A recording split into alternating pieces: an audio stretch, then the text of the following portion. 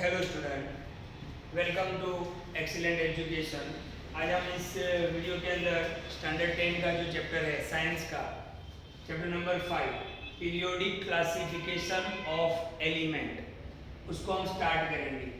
Last chapter अपने chemistry का सीखा था कार्बन एंड इट्स कंपाउंड। इस चैप्टर के अंदर हम देखेंगे कि एलिमेंट का क्लासिफिकेशन कैसे हुआ।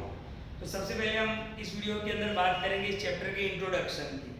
तो ध्यान से देखो, यहाँ पर एक वर्ड आपको देखने को मिल रहा है, दैट इज एलिमेंट। एलिमेंट को हमने स्टैंडर्ड 9 में पढ़ा था कि एलिमेंट को 3 कैटेगरी में डिवाइड किया गया है, metal, non metal and metalloids, या तो उसको हम क्या बोलते हैं, सेमी मेटल भी बोलते हैं।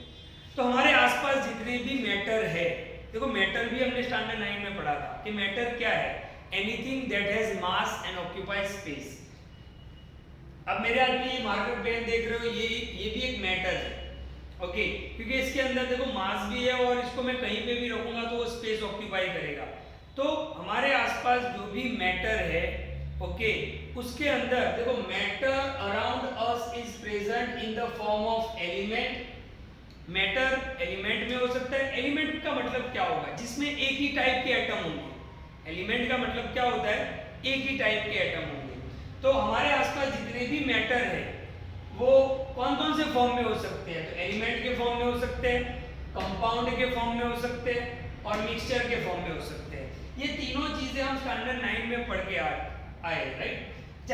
अगर आपको नई आइडिया आ रहे हैं एलिमेंट, कंपाउंड और मिक्सचर के बारे में, तो आप हमारे एक्सीलेंट एजुकेशन यूट्यूब चैनल से स्टैंडर्ड 9 के जो साइंस के चैप्टर है उनको आप देख सकते हो, वहां से आपका कंसेप्ट क्लियर हो जाएगा। ओके, तो हमारे आसपास जितनी भी मैटर है वो कौन कौन से फॉर्म में हो सकती है, या तो एलिमेंट के फॉर्म में, या तो कंपाउंड के फॉर्म में, या तो मिक्सचर के फॉर्म में होती है, right. Okay, element contain only one type of atom, है ना। एलिमेंट के अंदर एक ही टाइप के एटम होंगे। मान लो कि मेरे हाथ में ये जो मार्कर पेन है ये कॉपर का बना हुआ है ना, कॉपर का है, कॉपर रोड है मान लो, आप समझ लो, तो इसमें सिर्फ कॉपर के ही एटम होंगे, राइट। ओके, अच्छा एलिमेंट, तो कितने एलिमेंट हैं जो अभी तक डिस्कवर्ड हो चुके हैं, तो आज की तारीख की बात करें टिल टुडे, तो 118 एलिमेंट डिस्कवर्ड हो चुके हैं। कितने, 118 एलिमेंट डिस्कवर्ड हो चुके हैं। अब प्रॉब्लम क्या था, तो प्रॉब्लम ये था कि भाई एलिमेंट को, आपने ग्रोसरी शॉप देखा होगा, है ना, आप मान लो कि कोई दुकान पे जाते हो कोई चीज लेने के लिए, आप बिस्किट मांगते हो तो उसका अरेंजमेंट आपने देखा होगा, है ना, पूरी तरीके से वेल, मतलब आप समझो कि बढ़िया फर्नीचर उसने बनाया हुआ है, हर एक के अलग अलग डिपार्टमेंट रखे हैं ताकि वो इजीली अपने कस्टमर को दे सके, है ना। तो बिस्किट्स एक तरफ रखे होते हैं, सोप एक तरफ रखे होते हैं, अच्छा उसमें भी जो बाथिंग सोप होते हैं, नहाने के साबुन, वो एक तरफ होते हैं, वॉशिंग जो होते हैं कपड़े धोने के लिए वो एक तरफ होते हैं। क्यों, क्योंकि वो इजीली क्या है कि अपना बिजनेस आसानी से कर सकेगा। तो इसी तरीके से एलिमेंट को समझने के लिए, एलिमेंट देखो आज की तारीख में 118 है, तो एलिमेंट को समझने के लिए उनका क्लासिफिकेशन जरूरी था, क्योंकि अगर क्लासिफिकेशन नहीं होगा तो हम कैसे समझ में आए, समझ में नहीं आएगा हमें कि कौन से, अच्छा सबकी प्रॉपर्टी क्या है, एटॉमिक मास क्या है, तो क्लासिफिकेशन बहुत जरूरी था। इसी क्लासिफिकेशन के बारे में हमने स्टैंडर्ड 9 में भी पढ़ा था, आपको याद होगा, चैप्टर नंबर 7 था साइंस के अंदर, डाइवर्सिटी इन लिविंग ऑर्गेनिज्म। तो अब देखो अर्थ के ऊपर मोर देन 20 lakhs, 20 लाख से भी ज्यादा लिविंग ऑर्गेनिजम्स है। अब इनको समझना तो बहुत मुश्किल हो जाएगा, इसीलिए उसको अलग अलग कैटेगरी में डिवाइड किया।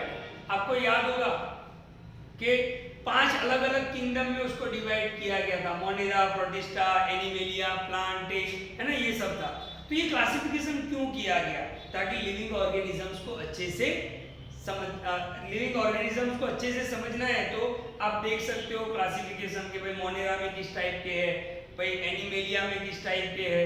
ओके, तो इसीलिए एलिमेंट्स को समझने के लिए उसका क्लासिफिकेशन बहुत ही जरूरी था।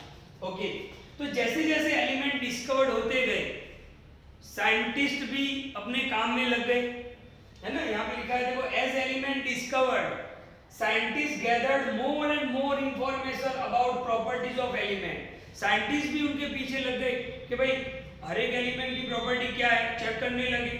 ओके, बट ये फाउंड डिफिकल्टी, बट उनको प्रॉब्लम आ रहा था, है ना, उसको अच्छे से वो अरेंजमेंट नहीं कर पा रहे थे क्योंकि क्लासिफिकेशन नहीं हुआ था। क्लासिफिकेशन जरूरी बन रहा था यहाँ पर एलिमेंट को समझने के लिए, उसकी प्रॉपर्टी को समझने के लिए। ओके, तो ये जरूरी था। तो उन्होंने अलग अलग साइंटिस्ट अपने हिसाब से मतलब अपना रोल प्ले कर रहे थे, तो they started looking for some pattern, वो पैटर्न बनाने लगे इन देयर प्रॉपर्टीज, है ना, एलिमेंट की प्रॉपर्टीज को देखते गए, चेक करते गए और देखते गए क्या क्या पैटर्न बन रहा है, कि क्लासिफिकेशन हो रहा है कि नहीं हो रहा है, क्योंकि क्लासिफिकेशन बहुत ही जरूरी था एलिमेंट्स को समझने के लिए। ओके, अब सबसे पहला जो अटेम्प्ट हुआ कि भाई साइंटिस्टों के दिमाग में क्या चल रहा था कि भाई क्लासिफिकेशन जरूरी है, क्योंकि एलिमेंट को समझना है तो क्लासिफिकेशन जरूरी है। तो सबसे पहले क्लासिफिकेशन ये सामने आया कि भाई एलिमेंट में कौन से मेटल है, कौन से नॉन मेटल है, कौन से सेमी मेटल है, ये सबसे जरूरी था। राइट, एलिमेंट्स तो है, हमने स्टैंडर्ड 9 में पढ़ा है कि एलिमेंट्स को कैटेगराइज 3 कैटेगरी में डिवाइड किया गया है, metal, non metal, semi metal. तो सबसे पहली बात तो यही थी कि भाई मेटल कौन से है, नॉन मेटल कौन से है ना, ये सबसे पहली बात थी। तो अलग अलग साइंटिस्टों ने अपना अपना रोल प्ले किया। ओके, और नॉन एलिमेंट यानी सबसे पहले तो एलिमेंट को जानने लगे कि भाई यहाँ ये मेटल है, ये नॉन मेटल है, इस तरीके से वो जानने लगे। फिर अलग अलग साइंटिस्ट आए और उन्होंने अपना अपना रोल प्ले किया। मैं आपको यहाँ पर इंट्रोडक्शन समझा रहा हूँ इस वीडियो के अंदर, ध्यान से देखो। यहाँ पर सबसे पहले स्टार्टिंग के अंदर जब क्लासिफिकेशन के बारे में सोचा तो 1817 के अंदर डॉबेनर नाम का एक साइंटिस्ट था, उसने क्लासिफिकेशन के बारे में सोचा। हालांकि उसका क्लासिफिकेशन सक्सेस नहीं हुआ था, हम आगे पढ़ेंगे नेक्स्ट वीडियो के अंदर। ओके, तो 1817 के अंदर डॉबेनर नाम का एक साइंटिस्ट था, उसने क्लासिफिकेशन को मतलब क्लासिफिकेशन करना चाहा कि भाई क्लासिफिकेशन करते हैं, उसने कुछ रूल्स भी बताया। लेकिन प्रॉब्लम क्या था, तो आज की तारीख में कितने एलिमेंट है, 118 एलिमेंट। डॉबेनर के टाइम पे 30 प्लस एलिमेंट थे, यानी 33 से कम, 30 से ज्यादा 31 32 हो सकते हैं। तो 1817 के अंदर तो 30 ही एलिमेंट थे। तो डॉबेनर ने जो भी एलिमेंट्स थे उनका क्लासिफिकेशन उसने किया। एक उसने मतलब एक रूल्स भी दिया जिसको ट्राइड बोला जाता है। क्या बोला जाता है? ट्राइड्स। हम आगे नेक्स्ट वीडियो के अंदर समझेंगे, बट यहाँ पे देख लेते हैं कौन कौन से साइंटिस्टों ने मतलब क्लासिफिकेशन किया। तो डॉबेनर ने किया, उसके टाइम पे कितने एलिमेंट थे? 30 प्लस, मतलब लेस देन 33। ओके, चलो न्यूलैंड 1866 के अंदर न्यूलैंड नाम का एक साइंटिस्ट आया, उसके लॉ को बोलते हैं law of Octave, Newlands law of Octave. अच्छा, इसके टाइम पे 56 एलिमेंट डिस्कवर्ड हो चुके थे। 1817 के अंदर 30 प्लस थे, मतलब लेस देन 33। जब न्यूलैंड आया 1866 के अंदर, तो उसके टाइम पे कितने एलिमेंट डिस्कवर्ड हो चुके थे? 56। ओके, फिर उसने भी अपने तरीके से क्लासिफिकेशन किया, लेकिन उसका भी क्लासिफिकेशन फेल हो गया था। ओके, उसकी लिमिटेशन देखेंगे हम, क्यों फेल हुआ था, किस तरीके से क्लासिफिकेशन किया था।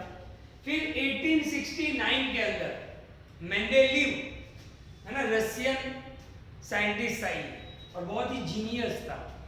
1869 के अंदर मेंडेलीव ने क्लासिफिकेशन किया। हाँ, इसके टाइम पे कितने एलिमेंट थे? 63 एलिमेंट थे। कितने? 63 एलिमेंट थे।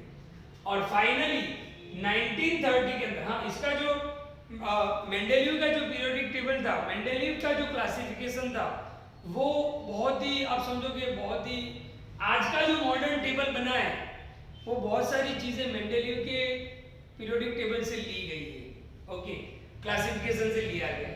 तो 1869 के अंदर मेंडेलीव ने ट्राई किया। फिर 1913 के अंदर फाइनली मॉडर्न पीरियोडिक टेबल तैयार हो गया, जिसको किसने तैयार किया था? हेनरी मोज़ले ने तैयार किया था। ओके, जिसको हम क्या बोलेंगे? Modern periodic table. ओके, जो आज की डेट में जिसको हम फॉलो कर रहे हैं। ओके, मतलब एक पूरा टेबल बनाया गया, एलिमेंट का क्लासिफिकेशन किया गया एलिमेंट को समझने के लिए। तो इन चारों साइंटिस्ट ने अलग अलग अपना कंट्रीब्यूशन दिया था, अपना अपना रोल प्ले किया था। उसमें डॉबेनर फेल हुआ था अपने क्लासिफिकेशन में, न्यूलैंड भी फेल हुआ था, मेंडेलीव सक्सेस था। लेकिन मेंडेलीव के टाइम पे ओनली 63 एलिमेंट थे, लेकिन मेंडेलीव ने प्रेडिक्शन जो जो किए थे कि इन फ्यूचर ऐसे एलिमेंट आ सकते हैं, तो बिल्कुल उसका प्रेडिक्शन राइट था। और फाइनली 1913 के अंदर हेनरी मोसले ने जो पीरियोडिक टेबल बनाया उसको मॉडर्न पीरियोडिक टेबल बोलते हैं। तो एलिमेंट को समझने के लिए उसका क्लासिफिकेशन जरूरी था। इसीलिए नेक्स्ट वीडियो के अंदर हम डॉबेनर ट्राइड पढ़ेंगे, न्यूलैंड का रूल्स पढ़ेंगे, मेंडेलीव का जो पीरियोडिक टेबल है उसके बारे में पढ़ेंगे, और फाइनली लास्ट में हम मॉडर्न पीरियोडिक टेबल के बारे में पढ़ेंगे। तो इस वीडियो को ध्यान से देखिए, ये इंट्रोडक्शन का वीडियो है, ओके, और क्लियर करें। नेक्स्ट वीडियो के अंदर हम आगे के पॉइंट जो है Dobereiner triads, Newlands, octaves law, Mendeleev का टेबल और मॉडर्न पीरियोडिकल टेबल को डिस्कस करेंगे। थैंक यू, वीडियो को ध्यान से देखिए। नेक्स्ट वीडियो में हम बाकी पॉइंट डिस्कस करेंगे।